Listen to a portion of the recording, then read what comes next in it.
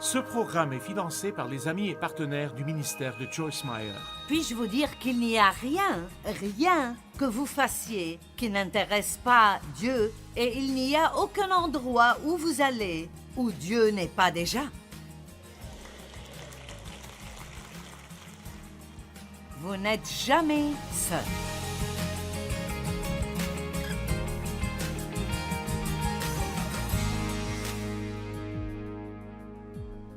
Ça m'émerveille. Je suis toujours émerveillée par combien il y a de choses dans un seul chapitre de la Bible.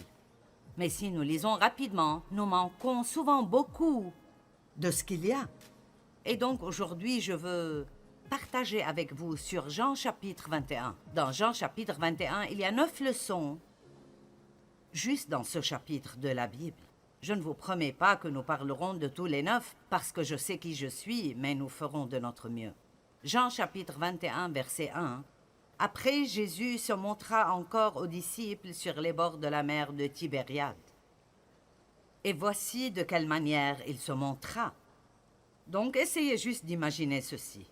Simon-Pierre, Thomas, appelé Didyme, Nathanaël de Cana en Galilée, les fils de Zébédée et 2 autres disciples étaient ensemble. Donc, ils étaient là ensemble en groupe et pensaient à ce qu'ils devraient faire comme nous le faisons. Et Simon-Pierre dit aux autres, « Je m'en vais pêcher. » Point d'exclamation. Maintenant, ceci m'a toujours marqué parce que il y a un point d'exclamation là. Donc, il l'a sûrement dit en marquant ces mots ou... Et je ne sais pas pour sûr, mais peut-être que Pierre et quelques-uns des disciples étaient juste un peu frustrés. Vous savez, ils avaient ces pensées à propos de Jésus et ce qui allait arriver. Et le voici qui est mort et il n'est plus là. Et peut-être qu'ils ont pensé qu'il allait revenir et faire quelque chose, et ils ne l'ont pas vu pendant un moment. Et donc, Pierre était un pécheur avant que Jésus ne l'appelle. Et donc, c'est un peu comme s'il avait décidé qu'il allait revenir à ce qu'il faisait avant. Vous devez faire attention si vous sentez que Jésus n'a pas apparu dans votre vie pendant un moment et ne pas décider de revenir à ce que vous faisiez avant. Amen. C'est la leçon que nous n'aurions pas apprise si nous n'avions pas ralenti pour regarder cela. La deuxième chose ici est... Ils lui dirent, « Nous y allons avec toi. » Point d'exclamation. Eh bien, j'aime ça aussi. Savez-vous qu'un leader ou la tête d'une famille, ils ont un certain don de persuasion. Et c'est assez mal de pécher vous-même, mais c'est doublement mal quand vous y poussez d'autres avec vous. Et donc, c'est vraiment intéressant que tout ce que fait un leader, sans même vraiment dire aux autres de le faire, les gens le feront aussi. Il y a des années, lorsque j'ai commencé à travailler dans un ministère de femmes, mes cheveux étaient un peu plus longs et je les relevais avec un bandeau. Et il était décoré. Et je n'ai jamais dit à personne de le faire, mais ça n'a pas pris longtemps pour que presque toutes les femmes de l'Église mettent un bandeau. Les cheveux tirés en arrière. Vous devez donc comprendre que si vous voulez diriger quelque chose, vous feriez mieux de guider les gens dans la bonne direction parce que vous n'êtes plus seulement responsable de vous-même, mais vous êtes aussi responsable des choses dans lesquelles vous les guidez et dirigez. De même pour la parentalité. Vos enfants vont faire beaucoup plus ce qu'ils vous voient faire que ce que vous leur dites de faire.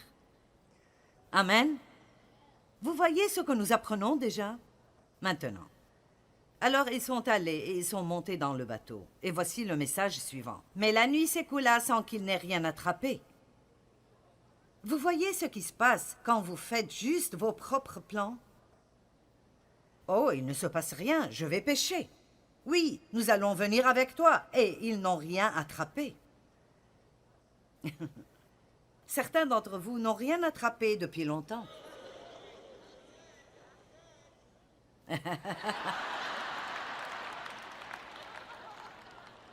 Et vous ne comprenez pas pourquoi Dieu ne bénit pas votre plan. Allez maintenant, Dieu n'a pas à bénir notre plan. Son plan est déjà béni.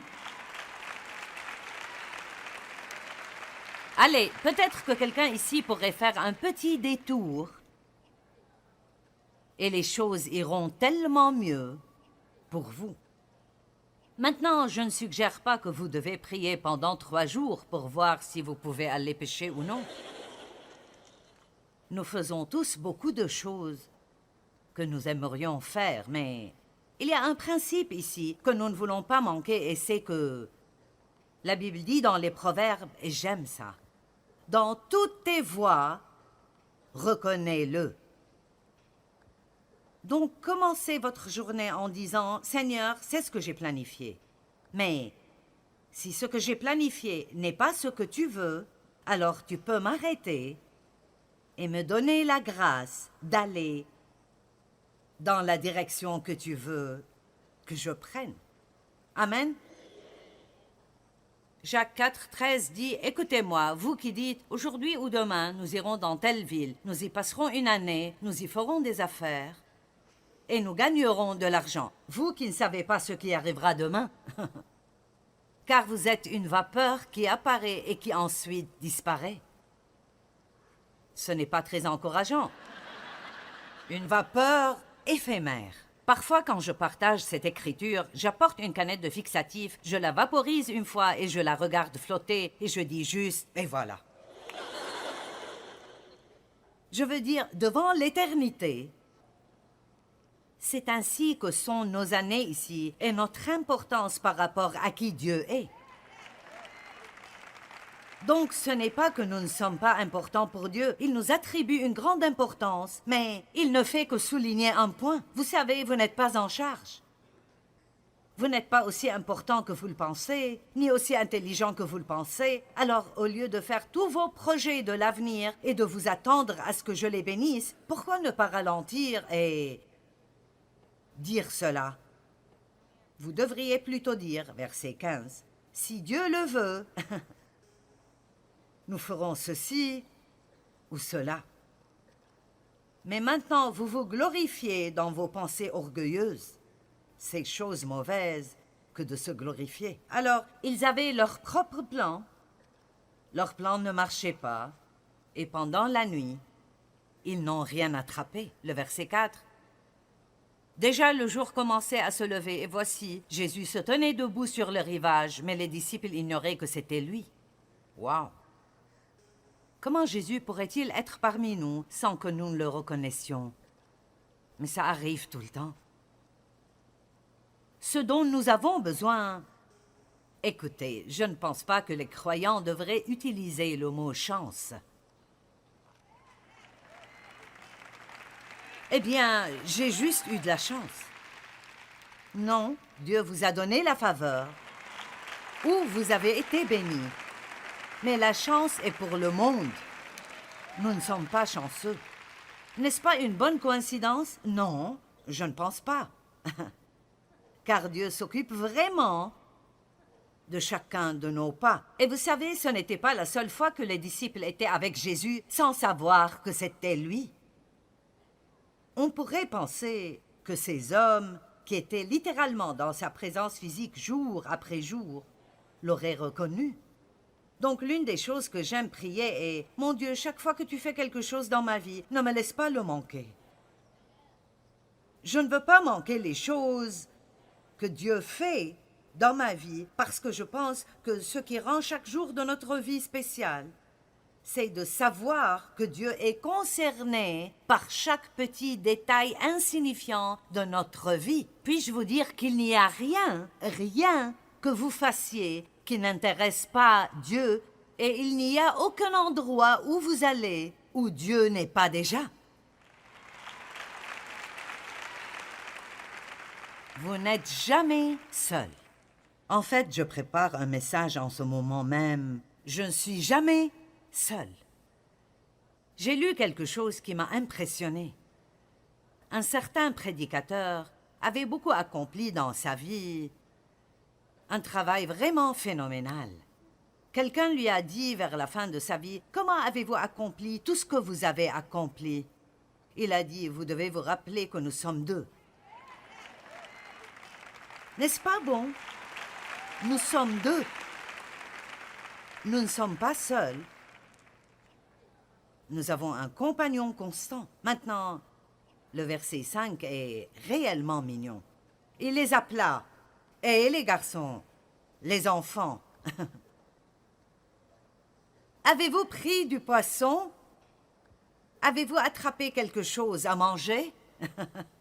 En d'autres termes, il ne les appelle pas comme des fils représentant la maturité. Il les appelle des garçons, des enfants, ce qui montre qu'il est évident qu'ils sont encore assez immatures parce qu'ils ne font qu'essayer d'accomplir leur propre plan. Allez, est-ce que vous comprenez? Et donc, j'aime ce chapitre parce que c'est comme si Jésus disait « D'accord, est-ce que ça marche? » J'ai essayé pendant des années de changer mon mari et de le faire devenir ce que je voulais qu'il soit. Et enfin, un jour, honnêtement, Dave a toujours aimé le sport. Eh bien, je n'ai jamais grandi avec ça. Mon père n'aimait pas le sport et ce qu'il n'aimait pas, personne ne pouvait l'aimer. Et donc, je n'aimais aucun sport. Et comme je ne les aimais pas, je ne voulais pas que Dave les aime non plus. Maintenant, je sais que vous n'avez pas ce problème, mais moi, si. Je n'aimais pas ça et je ne voulais pas qu'il l'aime non plus. Et donc, il jouait au golf, il regardait le football, il regardait le baseball, il regardait le basketball, il s'est mis au tennis, il s'est mis au bowling. Tout ce qui roule ou rebondit, Dave l'aime. Amen. Et donc, j'essaye toujours de le convaincre de ne pas aimer ça, de ne pas aimer ça. Et un jour, il regardait un match de football, écoutait un match de baseball et nettoyait l'étui de ses clubs de golf en même temps. Et mon cerveau fulgurant, après de nombreuses années de misère, a finalement pensé « ce que je fais ne fonctionne pas ». Alors, je pourrais juste vous demander aujourd'hui, est-ce que ce que vous faites marche?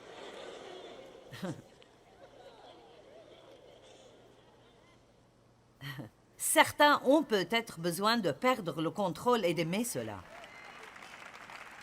Allez, peu d'entre vous comprendront ça. Ça ferait un bon livre, être hors de contrôle et aimer cela. Autrement dit, à quel point serait-ce merveilleux si nous pouvions arriver au point où nous savons que nous n'avons pas la capacité de gérer le monde et de faire en sorte que tout le monde dans l'univers fasse ce que nous voulons qu'il fasse. Mon Dieu! Ah, si nous pouvions passer une journée entière sans avoir d'opinion sur ce que font tous les autres. Les garçons, les enfants, votre plan fonctionne-t-il? Non. Point d'exclamation. Et il leur dit alors, jetez le filet du côté droit du bateau. Allez, quelqu'un ici a besoin aujourd'hui de jeter votre filet du côté droit du bateau parce que vous avez pêché du mauvais côté du bateau et vous n'avez rien attrapé? Le titre de ce message aujourd'hui est « Dieu, que veux-tu que je fasse ?» Parfois nous disons « J'ai fait tout ce que je sais faire et rien ne fonctionne. Mon Dieu, que veux-tu que je fasse ?» Mais je suis en train de poser une question plus sincère. « Mon Dieu, que veux-tu que je fasse ?» Je peux le répéter si vous ne l'aimez pas tous. « Mon Dieu, que veux-tu que je fasse ?» Vous savez,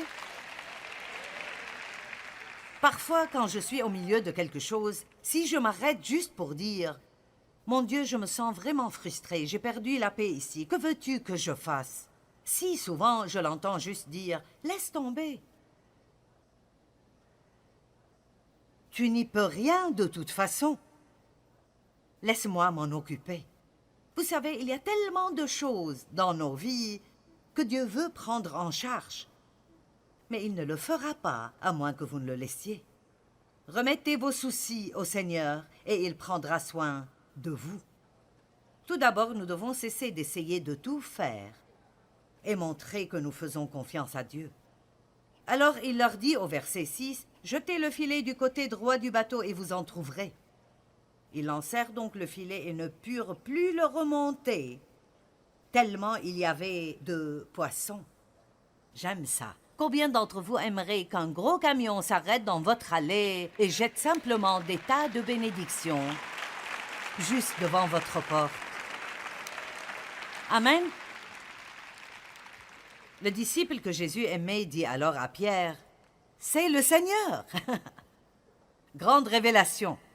Lorsqu'il a vu le miracle, une autre leçon ici. Il a cru que c'était Dieu.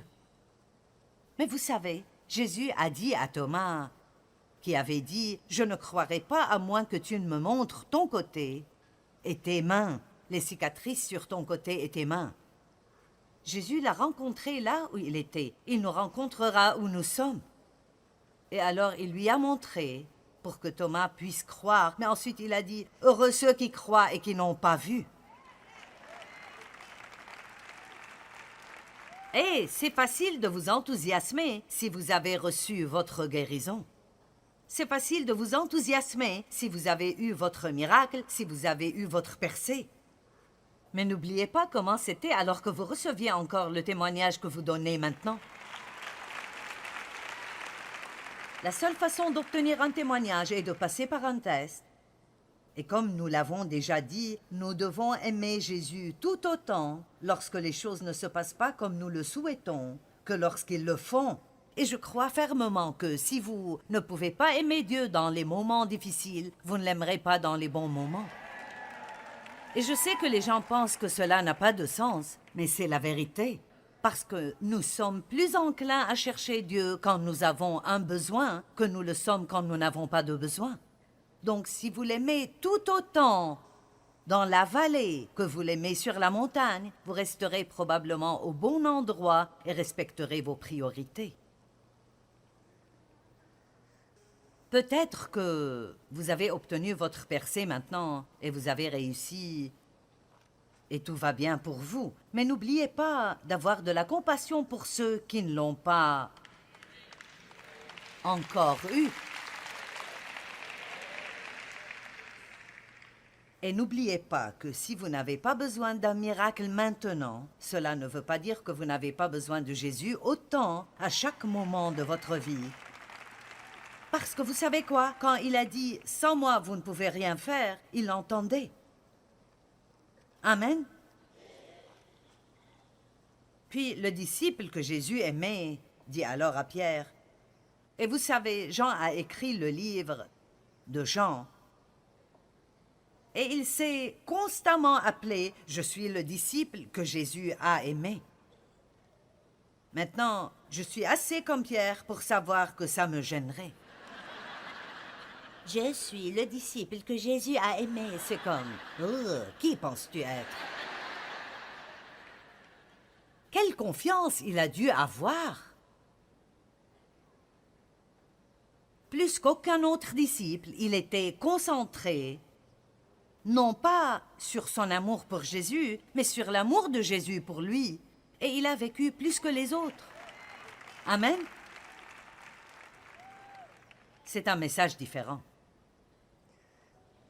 Le disciple que Jésus aimait dit alors à Pierre, « C'est le Seigneur. » En entendant que c'était le Seigneur, Simon-Pierre remit sa tunique qu'il avait enlevée pour pêcher et il se jeta alors à l'eau. Les autres disciples regagnèrent la rive avec le bateau en remorquant le filet plein de poissons car ils n'étaient qu'à 100 de mètres du rivage. Une fois descendus à terre, ils aperçurent un feu de braise avec du poisson dessus et il y avait du pain. Maintenant, voici une autre leçon incroyable. Jésus leur dit, « Apportez quelques-uns de ces poissons que vous venez de prendre. » Simon-Pierre remonta dans le bateau et tira le filet à terre. Il était rempli de 153 gros poissons. J'ai recherché partout et personne ne sait exactement pourquoi c'est 153. La seule chose que j'ai trouvée, et ce n'est même pas certain que ce soit vrai, c'est que quelqu'un a dit qu'il y avait 153 espèces de poissons différentes à l'époque et qu'une partie du miracle était qu'il y avait un poisson de chaque espèce. Mais je pense que si pour aucune autre raison, ces poissons ont été comptés et cela a été enregistré dans la Bible juste pour nous montrer la grande attention que Dieu accorde à chaque petit détail de notre vie.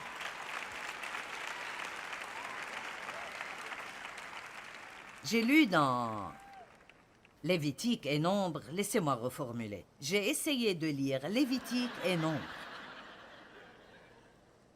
Et je veux dire, le détail de l'arche, le détail du tabernacle, le détail de la façon dont le prêtre devait s'habiller, tout avait ces détails complexes. Mais ensuite, vous entrez dans le Nouveau Testament et la Bible dit qu'il connaît le nombre de cheveux sur notre tête. Maintenant, je sais que pour certaines personnes, ce n'est pas aussi difficile que pour d'autres, mais...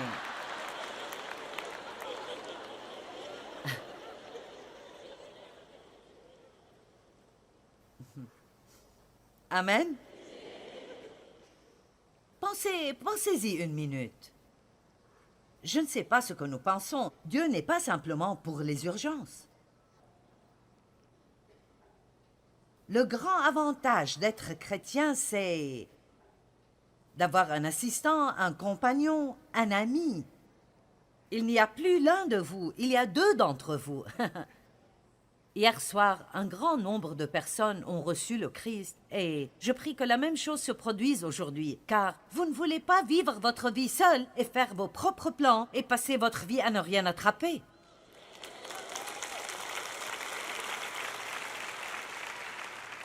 C'est tellement mieux aujourd'hui de simplement se rendre et d'admettre que vous ne gérez pas votre vie comme il faut.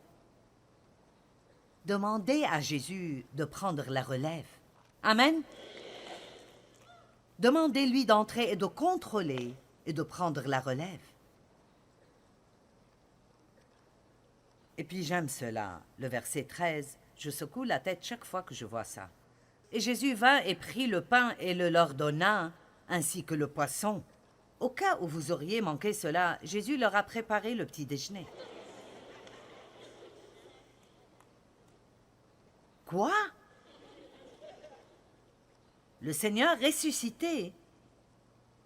Il était mort, était allé en enfer, avait pris les clés de l'enfer et de la mort de Satan, était sorti de cette tombe victorieux, avait pris son sang dans le Saint des Saints, était revenu pendant les 50 jours, s'est manifesté, lui, le ressuscité, le roi des rois, le Seigneur des seigneurs, celui qui est tout de tout. Et il leur a préparé le petit déjeuner. Quel exemple! Et puis nous devons penser à Jean 13 et c'est tellement rempli de leçons. Peter parlait ce matin de... Savez-vous qui vous êtes? La seule façon de vraiment servir les autres avec une bonne attitude est de savoir qui vous êtes. Jésus savait qui il était. Alors il n'avait pas à prouver qui il était. Il a préparé le petit déjeuner. Vous savez, Dave me demande de temps en temps, « Tu peux me cuire des œufs ?» Et je ne...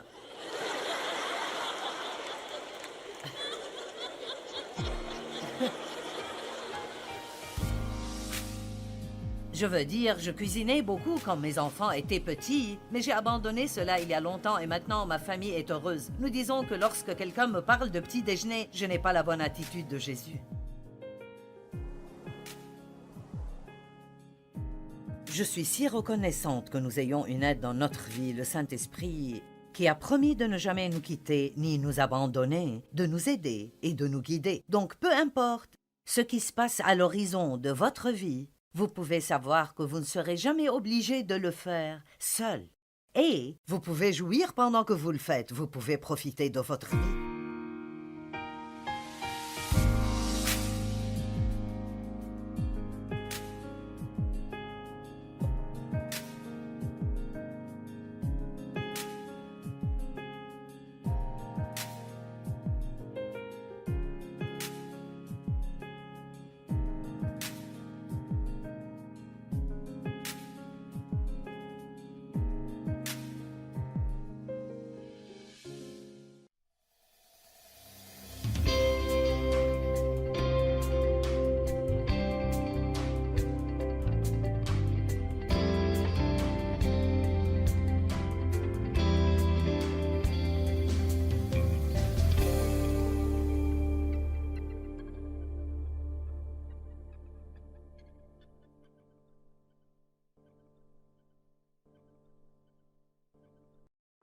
Ce programme est financé par les amis et partenaires du ministère de Joyce Meyer. Puis-je vous dire qu'il n'y a rien que vous fassiez qui n'intéresse pas Dieu, et il n'y a aucun endroit où vous allez où Dieu n'est pas déjà. Vous n'êtes jamais seul.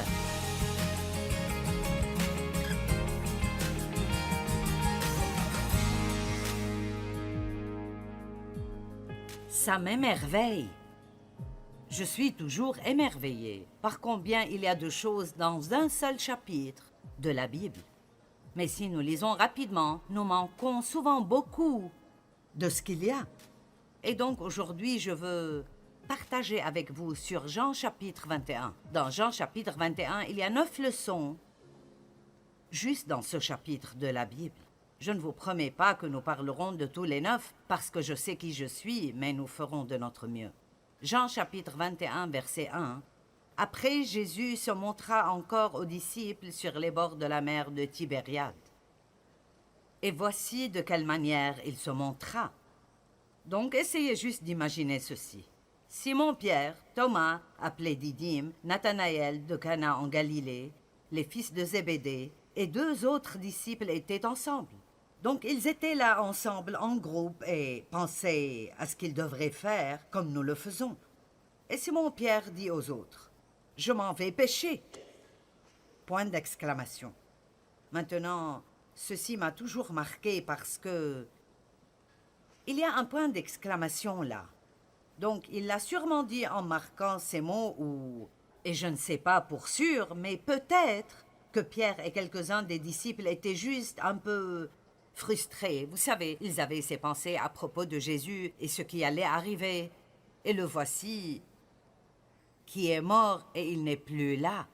Et peut-être qu'ils ont pensé qu'il allait revenir et faire quelque chose, et ils ne l'ont pas vu pendant un moment. Et donc, Pierre était un pécheur avant que Jésus ne l'appelle. Et donc, c'est un peu comme s'il avait décidé qu'il allait revenir à ce qu'il faisait avant. Vous devez faire attention si vous sentez que Jésus n'a pas apparu dans votre vie pendant un moment et ne pas décider de revenir à ce que vous faisiez avant. Amen. C'est la leçon que nous n'aurions pas apprise si nous n'avions pas ralenti pour regarder cela. La deuxième chose ici est, ils lui dirent, « Nous y allons avec toi. » Point d'exclamation. Eh bien, j'aime ça aussi. Savez-vous qu'un leader ou la tête d'une famille, ils ont un certain don de persuasion. Et c'est assez mal de pécher vous-même, mais c'est doublement mal quand vous y poussez d'autres avec vous. Et donc, c'est vraiment intéressant que tout ce que fait un leader, sans même vraiment dire aux autres de le faire, les gens le feront aussi. Il y a des années, lorsque j'ai commencé à travailler dans un ministère de femmes, mes cheveux étaient un peu plus longs et je les relevais avec un bandeau. Et il était décoré. Et je n'ai jamais dit à personne de le faire, mais ça n'a pas pris longtemps pour que presque toutes les femmes de l'Église mettent un bandeau. Les cheveux tirés en arrière. Vous devez donc comprendre que si vous voulez diriger quelque chose, vous feriez mieux de guider les gens dans la bonne direction parce que vous n'êtes plus seulement responsable de vous-même, mais vous êtes aussi responsable des choses dans lesquelles vous les guidez et dirigez. De même pour la parentalité. Vos enfants vont faire beaucoup plus ce qu'ils vous voient faire que ce que vous leur dites de faire. Amen. Vous voyez ce que nous apprenons déjà? Maintenant. Alors ils sont allés et ils sont montés dans le bateau. Et voici le message suivant. Mais la nuit s'écoula sans qu'ils n'aient rien attrapé. Vous voyez ce qui se passe quand vous faites juste vos propres plans? Oh, il ne se passe rien, je vais pêcher. Oui, nous allons venir avec toi. Et ils n'ont rien attrapé. Certains d'entre vous n'ont rien attrapé depuis longtemps.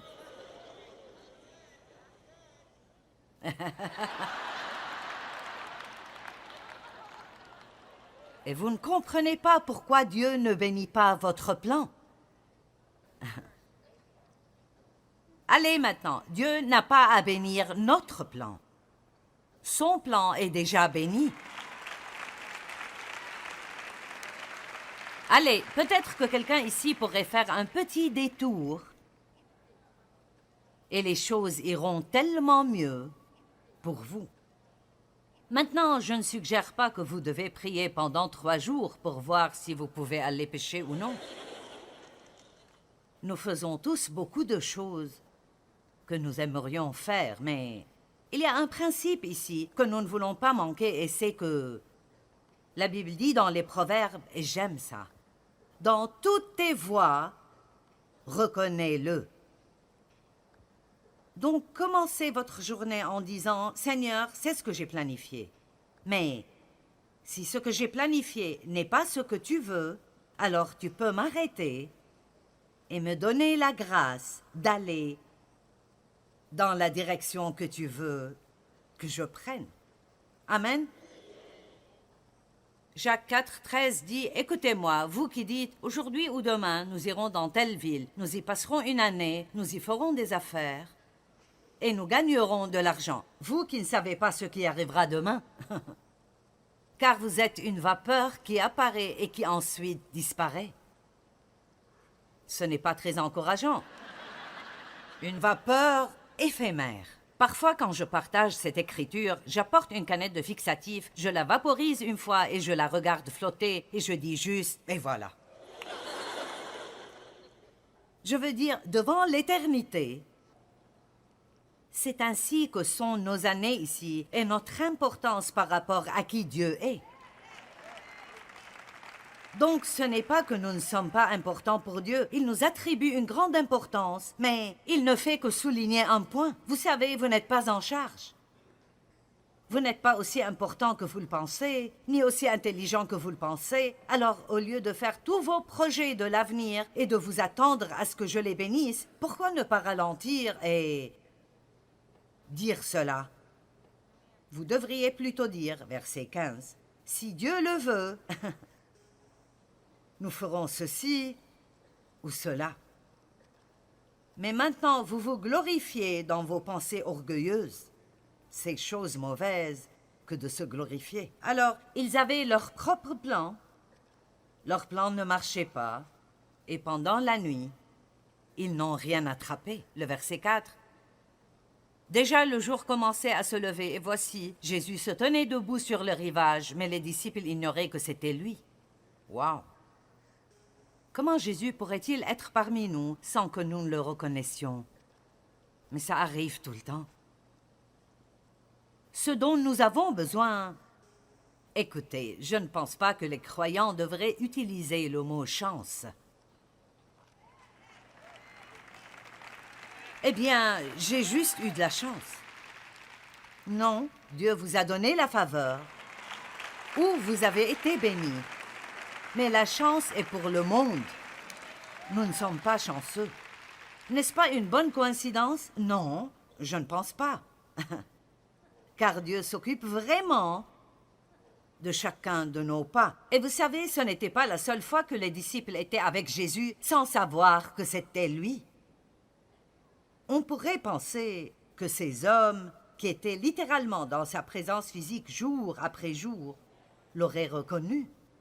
Donc l'une des choses que j'aime prier est « Mon Dieu, chaque fois que tu fais quelque chose dans ma vie, ne me laisse pas le manquer. » Je ne veux pas manquer les choses que Dieu fait dans ma vie parce que je pense que ce qui rend chaque jour de notre vie spécial, c'est de savoir que Dieu est concerné par chaque petit détail insignifiant de notre vie. Puis-je vous dire qu'il n'y a rien que vous fassiez qui n'intéresse pas Dieu, et il n'y a aucun endroit où vous allez où Dieu n'est pas déjà.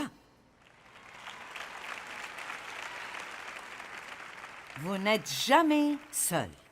En fait, je prépare un message en ce moment même. Je ne suis jamais seul. J'ai lu quelque chose qui m'a impressionné. Un certain prédicateur avait beaucoup accompli dans sa vie, un travail vraiment phénoménal. Quelqu'un lui a dit vers la fin de sa vie, « Comment avez-vous accompli tout ce que vous avez accompli ?» Il a dit, vous devez vous rappeler que nous sommes deux. N'est-ce pas bon? Nous sommes deux. Nous ne sommes pas seuls.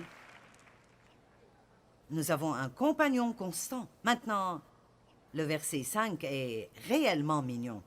Il les appela, et les garçons, les enfants. Avez-vous pris du poisson? Avez-vous attrapé quelque chose à manger? En d'autres termes, il ne les appelle pas comme des fils représentant la maturité. Il les appelle des garçons, des enfants, ce qui montre qu'il est évident qu'ils sont encore assez immatures parce qu'ils ne font qu'essayer d'accomplir leur propre plan. Allez, est-ce que vous comprenez? Et donc, j'aime ce chapitre parce que c'est comme si Jésus disait « D'accord, est-ce que ça marche? » J'ai essayé pendant des années de changer mon mari et de le faire devenir ce que je voulais qu'il soit. Et enfin, un jour, honnêtement, Dave a toujours aimé le sport. Eh bien, je n'ai jamais grandi avec ça. Mon père n'aimait pas le sport et ce qu'il n'aimait pas, personne ne pouvait l'aimer. Et donc, je n'aimais aucun sport. Et comme je ne les aimais pas, je ne voulais pas que Dave les aime non plus. Maintenant, je sais que vous n'avez pas ce problème, mais moi, si. Je n'aimais pas ça et je ne voulais pas qu'il l'aime non plus. Et donc, il jouait au golf, il regardait le football, il regardait le baseball, il regardait le basketball, il s'est mis au tennis, il s'est mis au bowling. Tout ce qui roule ou rebondit, Dave l'aime. Amen. Et donc, j'essaye toujours de le convaincre de ne pas aimer ça, de ne pas aimer ça. Et un jour, il regardait un match de football, écoutait un match de baseball et nettoyait l'étui de ses clubs de golf en même temps. Et mon cerveau fulgurant, après de nombreuses années de misère, a finalement pensé « ce que je fais ne fonctionne pas ». Alors, je pourrais juste vous demander aujourd'hui, est-ce que ce que vous faites marche?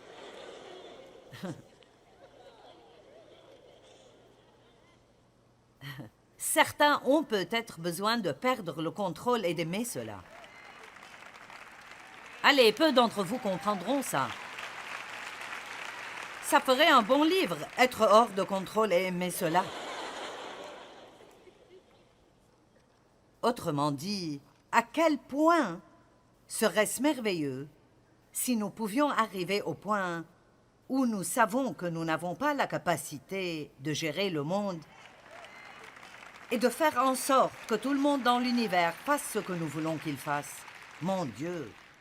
Ah, si nous pouvions passer une journée entière sans avoir d'opinion sur ce que font tous les autres.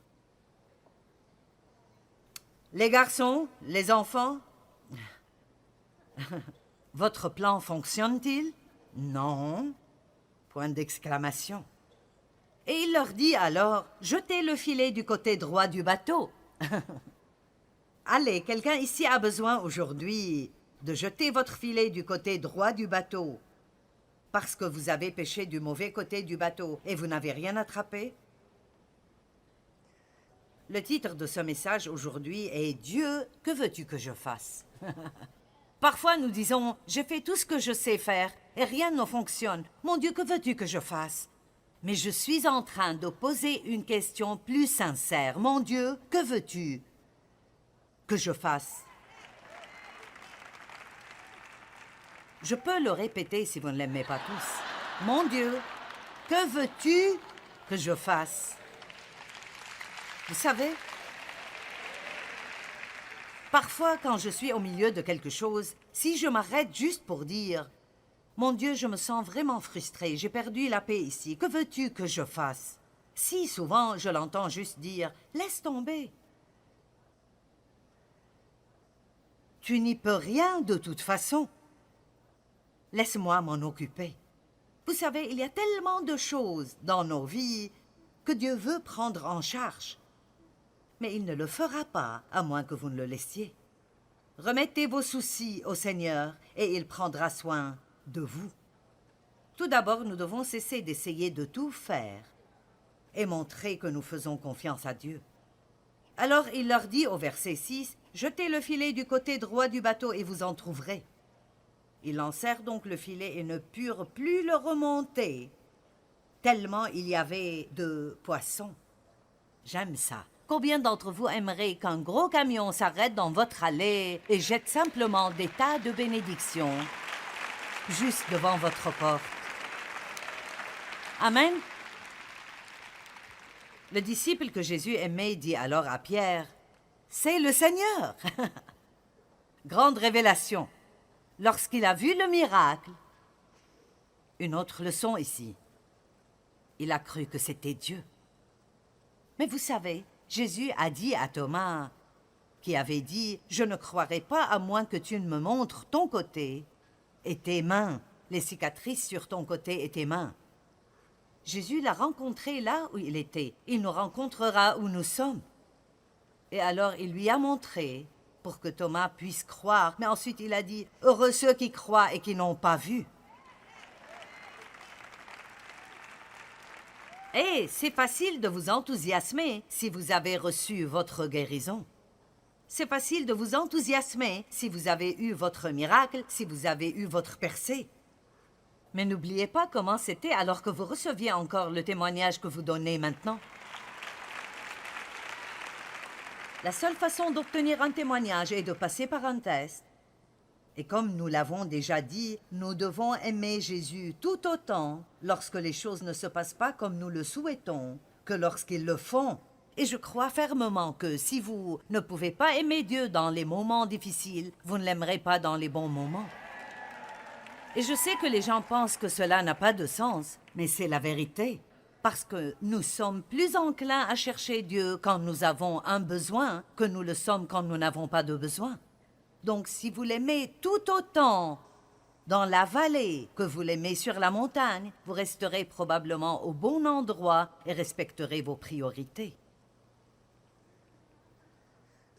Peut-être que vous avez obtenu votre percée maintenant et vous avez réussi et tout va bien pour vous. Mais n'oubliez pas d'avoir de la compassion pour ceux qui ne l'ont pas encore eu. Et n'oubliez pas que si vous n'avez pas besoin d'un miracle maintenant, cela ne veut pas dire que vous n'avez pas besoin de Jésus autant à chaque moment de votre vie.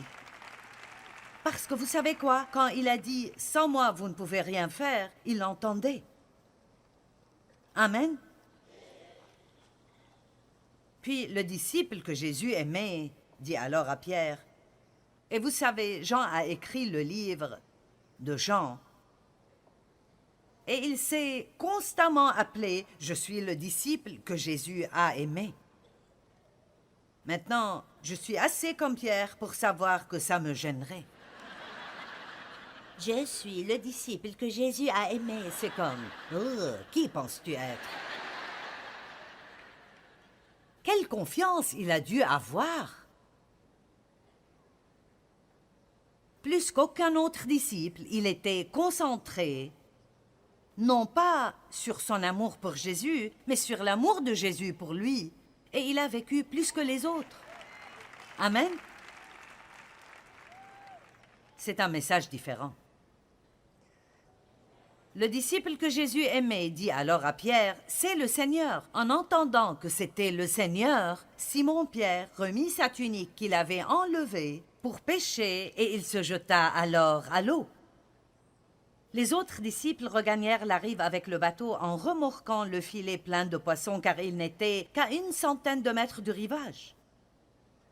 Une fois descendus à terre, ils aperçurent un feu de braise avec du poisson dessus et il y avait du pain. Maintenant, voici une autre leçon incroyable. Jésus leur dit, « Apportez quelques-uns de ces poissons que vous venez de prendre. »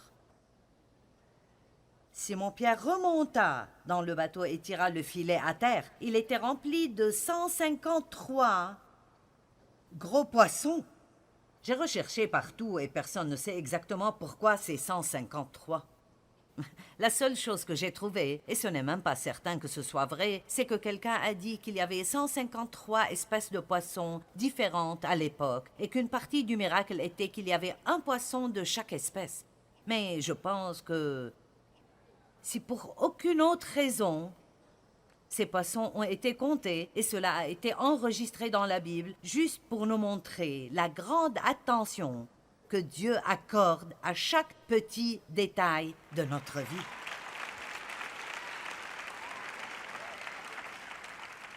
J'ai lu dans Lévitique et Nombre, laissez-moi reformuler. J'ai essayé de lire Lévitique et Nombre.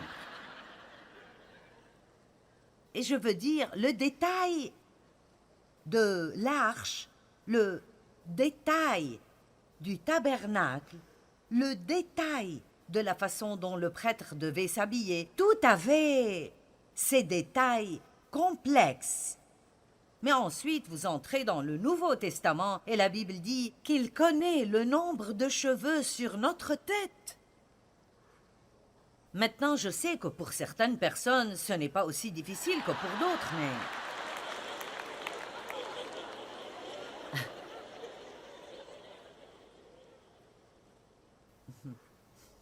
Amen.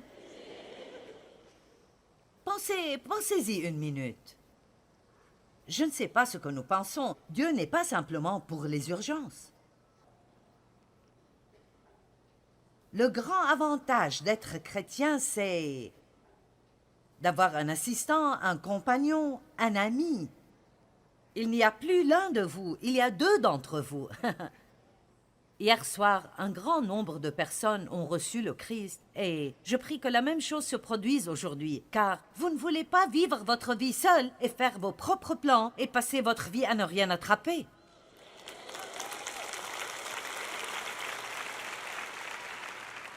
C'est tellement mieux aujourd'hui de simplement se rendre et d'admettre que vous ne gérez pas votre vie comme il faut. Demandez à Jésus de prendre la relève. Amen. Demandez-lui d'entrer et de contrôler et de prendre la relève.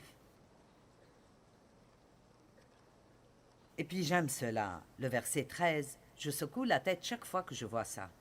Et Jésus vint et prit le pain et le leur donna, ainsi que le poisson. Au cas où vous auriez manqué cela, Jésus leur a préparé le petit déjeuner. Quoi? Le Seigneur ressuscité. Il était mort, était allé en enfer, avait pris les clés de l'enfer et de la mort de Satan, était sorti de cette tombe victorieux, avait pris son sang dans le Saint des Saints, était revenu pendant les 50 jours, s'est manifesté, lui, le ressuscité, le roi des rois, le Seigneur des seigneurs, celui qui est tout de tout. Et il leur a préparé le petit déjeuner. Quel exemple! Et puis nous devons penser à Jean 13 et c'est tellement rempli de leçons. Peter parlait ce matin de... Savez-vous qui vous êtes? La seule façon de vraiment servir les autres avec une bonne attitude est de savoir qui vous êtes. Jésus savait qui il était. Alors il n'avait pas à prouver qui il était. Il a préparé le petit déjeuner. Vous savez, Dave me demande de temps en temps, « Tu peux me cuire des œufs ?» Et je ne...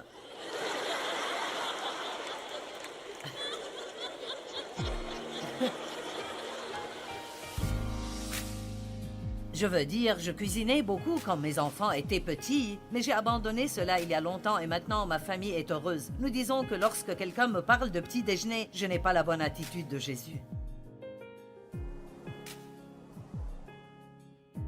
Je suis si reconnaissante que nous ayons une aide dans notre vie, le Saint-Esprit, qui a promis de ne jamais nous quitter ni nous abandonner, de nous aider et de nous guider. Donc peu importe ce qui se passe à l'horizon de votre vie, vous pouvez savoir que vous ne serez jamais obligé de le faire seul. Et vous pouvez jouir pendant que vous le faites, vous pouvez profiter de votre vie.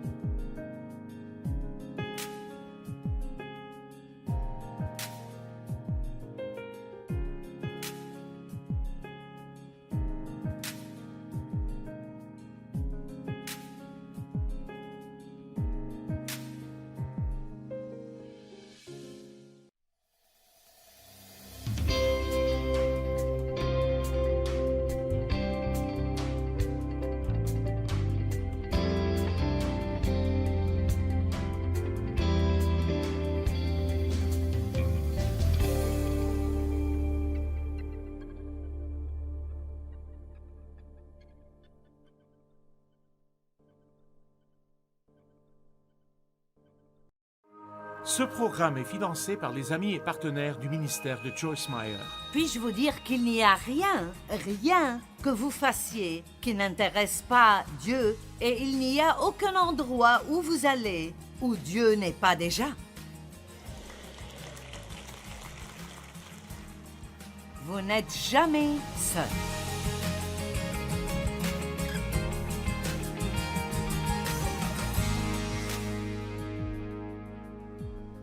Ça m'émerveille. Je suis toujours émerveillée par combien il y a de choses dans un seul chapitre de la Bible. Mais si nous lisons rapidement, nous manquons souvent beaucoup de ce qu'il y a. Et donc aujourd'hui, je veux partager avec vous sur Jean chapitre 21. Dans Jean chapitre 21, il y a 9 leçons juste dans ce chapitre de la Bible. Je ne vous promets pas que nous parlerons de tous les 9 parce que je sais qui je suis, mais nous ferons de notre mieux. Jean chapitre 21, verset 1. Après, Jésus se montra encore aux disciples sur les bords de la mer de Tibériade. Et voici de quelle manière il se montra. Donc, essayez juste d'imaginer ceci. Simon-Pierre, Thomas, appelé Didyme, Nathanaël de Cana en Galilée, les fils de Zébédée et 2 autres disciples étaient ensemble. Donc, ils étaient là ensemble en groupe et pensaient à ce qu'ils devraient faire comme nous le faisons. Et Simon-Pierre dit aux autres, « Je m'en vais pêcher. » Point d'exclamation. Maintenant, ceci m'a toujours marqué parce que il y a un point d'exclamation là. Donc, il l'a sûrement dit en marquant ces mots ou... Et je ne sais pas pour sûr, mais peut-être que Pierre et quelques-uns des disciples étaient juste un peu frustrés. Vous savez, ils avaient ces pensées à propos de Jésus et ce qui allait arriver. Et le voici qui est mort et il n'est plus là.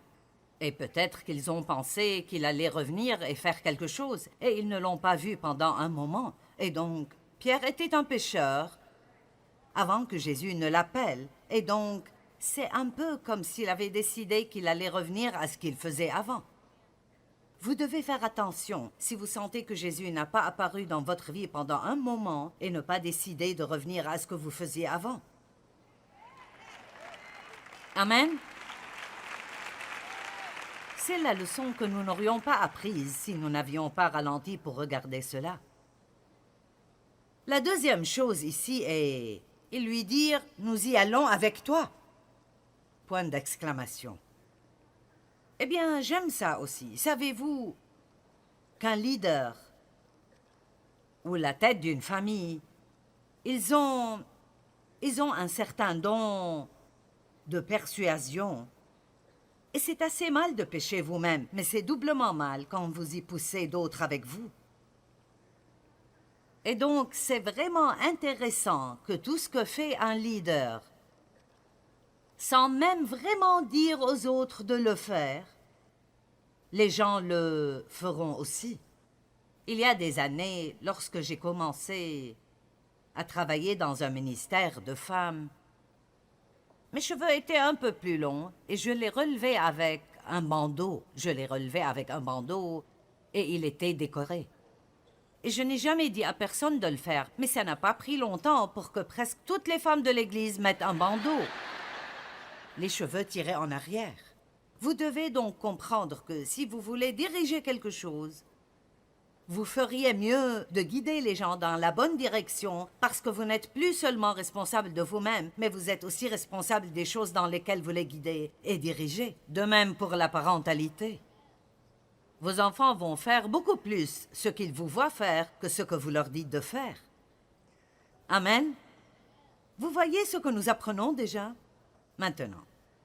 Alors ils sont allés et ils sont montés dans le bateau. Et voici le message suivant. Mais la nuit s'écoula sans qu'ils n'aient rien attrapé.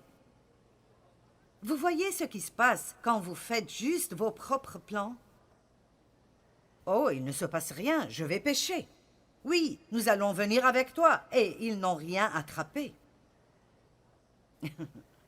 Certains d'entre vous n'ont rien attrapé depuis longtemps.